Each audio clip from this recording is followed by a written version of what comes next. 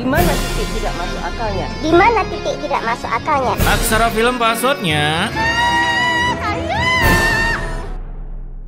Hai guys, oke karena mix saya sudah sampai, kita sapa dulu para penonton setia yang selalu first di video sebelumnya. Ada Fahri GG, Valen, Imron, Ana PUBG, Abdullah, Aifa, Blueprint, dan buat seluruh para penonton setia Azabnger. Gimana? Mata kalian sudah recovery kah? Nah, mamam tuh sakit lagi kan? Oke, agar mata kalian lebih cepat menjalani deritanya, mari kita gaskan.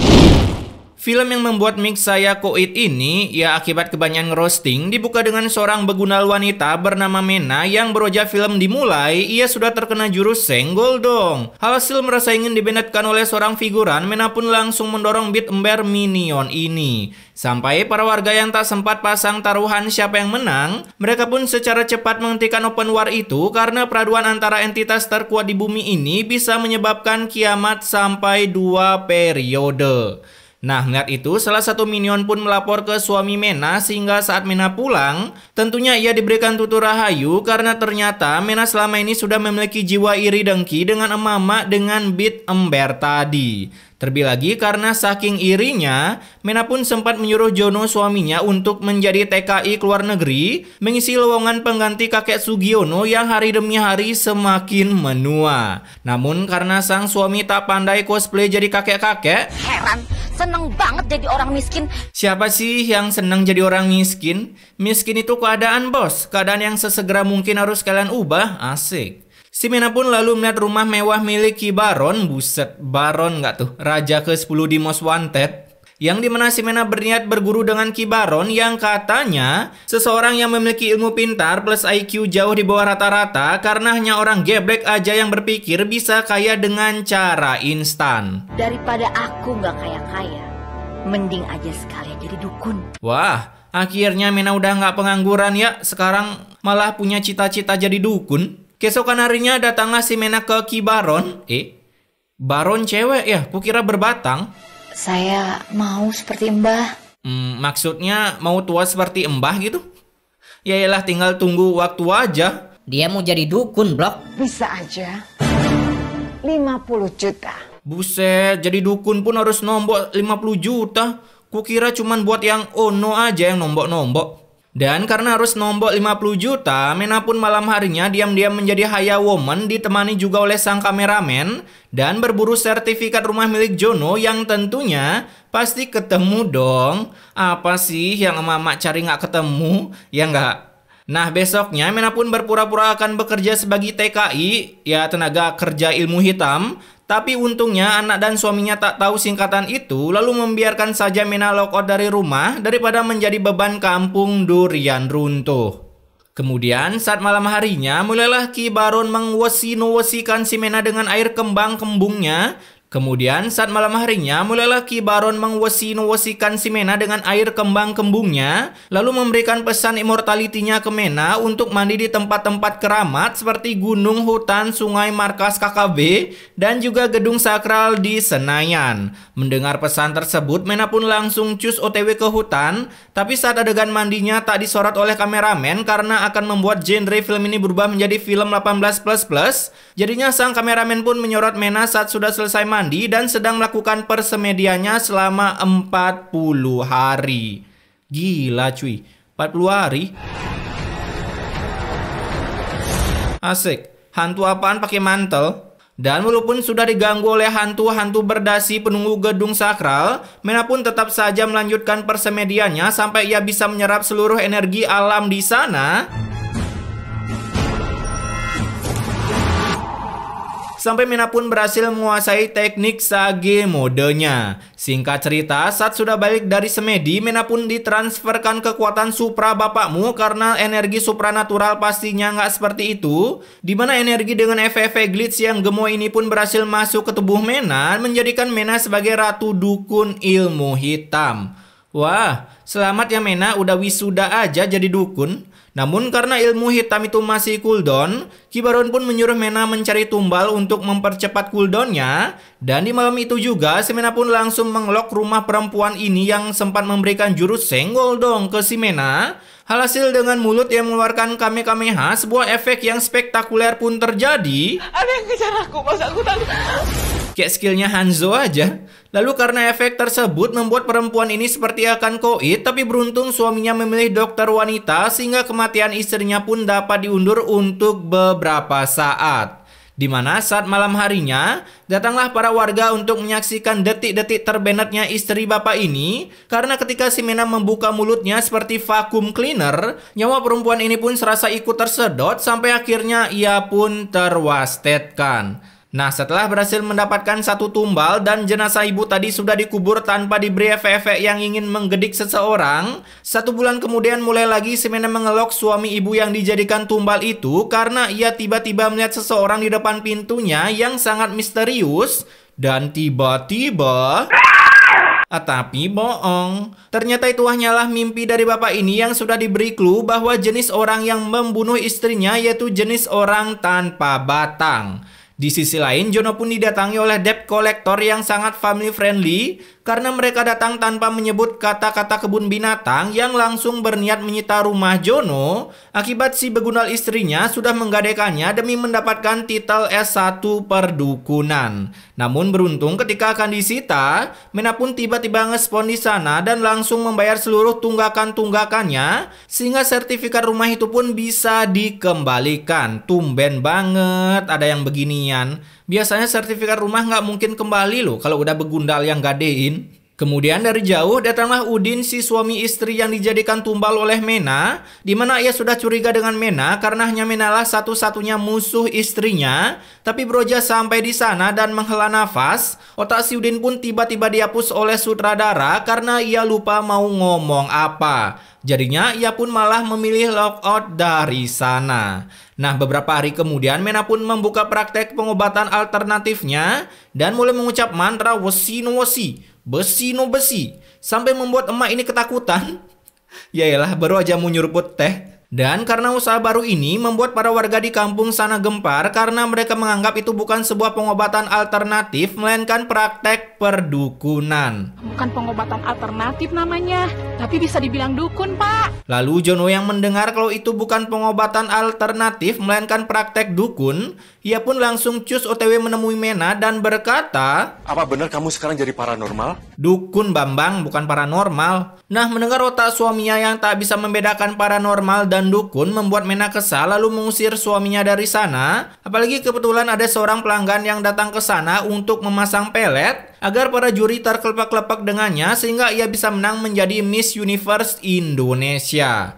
Dan benar saja, besoknya begundal ini pun berhasil memikat seorang juri sampai menghancurkan rumah tangganya. Apalagi dengan sadisnya mendorong istrinya ke sebuah beton. Hasil, Aku jadi gelap gini ya.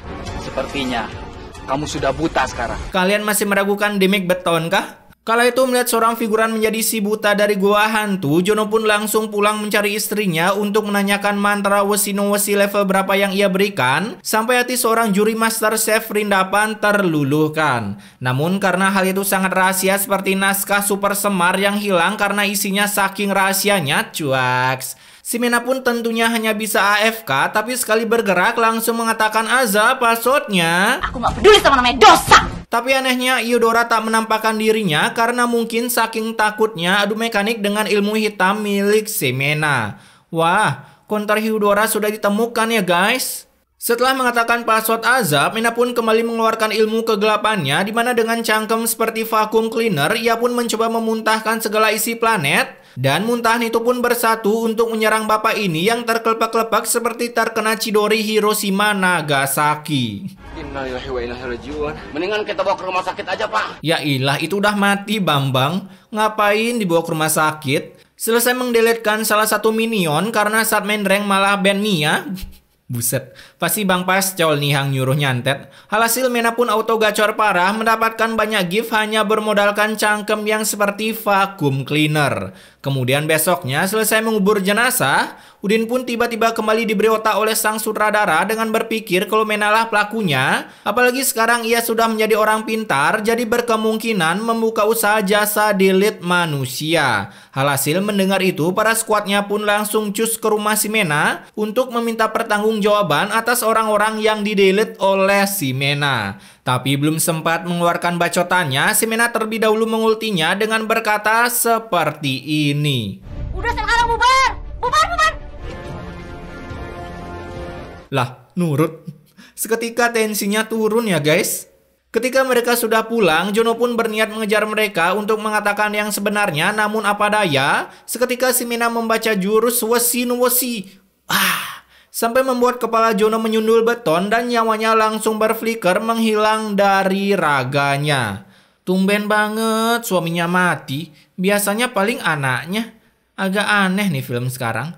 Nah, beberapa abad Masehi setelah si Mena menjanda, kini ia pun bisa membeli sebuah rumah di Nganjuk, tapi berwajah pindah bisa-bisanya seorang warga dengan beraninya malah open war dengan cangkemnya tepat di hadapan si Mena. Bisa jadi kayak mendadak gini ya. Padahal kerjaannya nggak jelas. Buset, belak-belakan banget ya. Minta dijadiin tumbal tower ini si Minion. Lalu saat malam harinya, si Mena yang gabut, ia pun berniat menghilangkan sedikit populasi di bumi dengan menggunakan jurus cangkem vakum cleanernya ditambah kekuatan cakra QB. Karena saat Udin sedang asik ngegibah tentang pusreng semalam, badannya pun tiba-tiba kemasukan cakra QB. Ya mungkin sebentar lagi mau berubah jadi ekor 4, tapi beruntung tak sampai terbenatkan karena anak Mena berhasil mengetikkan ibunya yang sedang dalam proses pengdeletan seseorang. Pengdeletan seseorang. Jadi siapapun yang berani dan mengganggu keluarga kita, dia yang akan berhadapan sama ibu. Baik juga sih maksud si Mena. Jadi bingung deh mau nyoblos siapa buat diazabin. Kemudian keesokan harinya, saat anak Mena bernama Lisa ini sedang jalan bersama dedemenannya bernama Ilham, ia pun tiba-tiba diputusin akibat saat pusreng dengan keluarga Ilham. Bapak si Ilham berkata kalau ia tak setuju punya mantu yang masih di tier bada. Bapak aku juga nggak ngerestuin hubungan kita. Makanya jangan bada, minimal GM lah. Alhasil saat sampai di rumah, Lisa pun menangis karena diputusin. Dan si Mena yang mengetahui itu, seketika ia pun marah dan berniat mengelok si Ilham dengan jurusnya. Dimana saat malam hari, si Mena langsung mengirimkan katon no jutsunya yang terbang secara santuy mengenai rumah si Ilham sampai rumahnya pun hangus terbakar terkena semburan naga COC. Terlebih lagi karena kebakaran membuat jantung bapaknya kehabisan mana dan akhirnya memutuskan untuk masuk ke mode hemat paket datanya alias shutdown. Nah, saat pagi harinya, para minion ini pun mulai menggibah tentang jutsu katon milik si Mena. Dan kebetulan saat itu ada Lisa yang lewat, tapi tak ada angin, tak ada hujan. Ini Begundal malah mendorong Lisa sampai jidatnya mencium aspal. Buset, sampai merah gitu ya, mainnya hebat. Jadinya ketika pulang, sang ibu yang mengetahui anaknya dihit oleh minion langsung auto murka dan langsung melakukan open war dengan cara membakar perkebunan milik warga dengan efek api gratisnya yang tentunya memanaskan mata saya sampai harus mengisi ulang mata saya dengan insto. Insto enak tahu. Kemudian setelah 1 minggu, Mena pun membuat satu kampung kekeringan air sama seperti dompet mereka. Dan dengan raut wajah yang entah sedih atau marah ini, Lisa pun mencoba membujuk ibunya agar mengeluarkan elemen air demi keselamatan kampung. Tapi tetap saja si Mena menolak karena itu akan membuang-buang mananya. Di sisi lain datanglah seorang penyelamat bumi bernama Arif yang datang ke sana mengajak para warga untuk berdoa bersama lalu bernyanyi kata oh kata. Kenapa panggil hujan? Berharap dengan lagu upil-ipil itu mereka bisa memanggil hujan. Dan benar saja setelah berdoa dan bernyanyi bersama mereka pun bisa mendatangkan hujan yang dibuat melalui guyuran selang pemadam. Jadinya para warga pun auto berterima kasih ke si Arif karena sudah menghafal lagu kata oh kata. Kala itu datanglah Lisa ke perkebunan sampai membuat para warga pada surrender, kecuali si Arif yang tetap stay di sana karena kebetulan sudah membeli Immortal dan juga Athena Seal. Singkat waktu ketika malam harinya Arif yang sudah beli Athena Seal, ia pun dengan santuinya datang ke rumah si Mena dan muncullah si Begundal Mena yang langsung melarang Arif dekat-dekat dengan Lisa. Tapi kalau buat sekedar mantap-mantap itu nggak apa-apa karena mulai dari sinilah si Mena langsung menantang Arif Bewan Mage dan siapa yang kalah harus dibanet dari dunia. Kemudian di tengah malam mulailah pengaduan kekuatan mekanik mereka di mana si Mena dengan cakra QB-nya sedangkan Arif dengan cakra rasa kleponnya. Dan pertarungan ini pun tentunya sangat sengit, bahkan si Mena sampai salah ngelok membuat ibu si Arif sampai rebahan santuy di lantai dan ronde pertama pun dimenangkan oleh Mena akibat ngelok ibu si Arif yang bukan seorang shinobi. Nah, karena si Mena menang, pagi harinya seluruh skuad di kampung itu pun datang ke rumah Mena untuk bewan mage. Halhasil si Mena yang sudah mentok level 15, ia pun langsung memasang kuda-kuda mengeluarkan kekuatannya. Sementara di luar, para warga juga ikut mentransfer cakra mereka ke si Arif, sehingga kekuatan QB dari Mena pun dapat ditangkal, sampai membuat Mena kepanasan seperti sindiran tetangga kalian. Dan kesempatan itu pun dipakai para warga mengejar Mena untuk menggediknya secara bergantian. Kala itu dari bawah muncullah efek-efek yang tidak bisa dijelaskan oleh kata-kata, sampai membuat si Mena ngestun di tempat hingga kakinya tenggelam dan menyentuh inti bumi. Kemudian para warga yang melihat kepala si Mena ngestun, mereka pun mencoba menolong Mena dengan cara mendoakannya supaya cepat mati agar segala penyiksaannya cepat selesai. Dan seketika setelah berdoa dengan mulut seperti ingin menyedot uang-uang rakyat, si Mena pun akhirnya terwastetkan. Alhamdulillah. Dasar minion. Nah, singkat cerita, ketika memandikan si beban kampung, dari atas muncullah Batman yang sangat real banget. Tapi beruntung efek itu bisa ditangkal oleh para warga dengan menyalakan obor. Lalu saat pengdeliperian si Mena ke pemakaman, tiba-tiba liang lahat di sana mengeluarkan asap-asap VIP yang membuat para warga harus mengatakan peta untuk menemukan pemakaman yang cocok bagi si begundal Mena. Dan ketika sudah mendaki jauh di puncak gunung, lagi-lagi liang lahat si Mena pun mengeluarkan api. Aduh, ribet amat dah, tinggal lempar aja lah, biar cepet kelar. Halhasil lagi-lagi mereka pun harus pindah makam yang sekarang pemakamannya malah menyempit seperti peluang kalian jika mencalonkan diri jadi anggota PDR. Yaelah, gitu aja terus sampai Upin Ipin lawan Madara. Namun setelah mereka berdoa agar pemakamannya bisa lebar, akhirnya si Mena pun bisa segera dikuburkan. Tapi bohong. Dimana datanglah para begundal minion level 1 ini yang mengusir mereka dari sana karena tak sudi tanah mereka dijadikan kuburan untuk seorang begundal Ratu Ilmu Hitam. Nah, para warga yang mau tak mau harus mencari tempat makam lagi sampai hari semakin gelap. Tapi beruntung ulti banteng berhasil membantu mereka mencarikan Mena pemakaman dengan membuat para warga latah membuang kerana si Mena ke tengah jurang yang lalu dibakar oleh Valir sehingga jasad Mena pun gosong tak tersisa. Wah, terima kasih Valir, berkat kamu film ini bisa selesai. Oke, pesan immortality-nya di sini, janganlah pernah menantang satu skuad kampung beradu ilmu walaupun ilmu dukun kalian sudah mencapai level maksimal, karena jika mereka bersatu dan berdoa, maka dapat dipastikan sebesar apapun kemampuan kalian pasti akan dikalahkan. Karena ingat, seluruh ilmu atau apapun yang tercipta di dunia ini adalah hasil dari kuasa Tuhan. Jadi dengan berdoa dan memohon kepada beliau, percayalah ilmu sekuat apapun yang akan mencelakai kalian gak akan pernah berhasil. Maka dari itu dekatkan diri kepada Tuhan Yang Maha Esa dan selalu ingat untuk beribadah sesuai kepercayaan agama masing-masing. Saya Wisnu, stay wak-wak guys.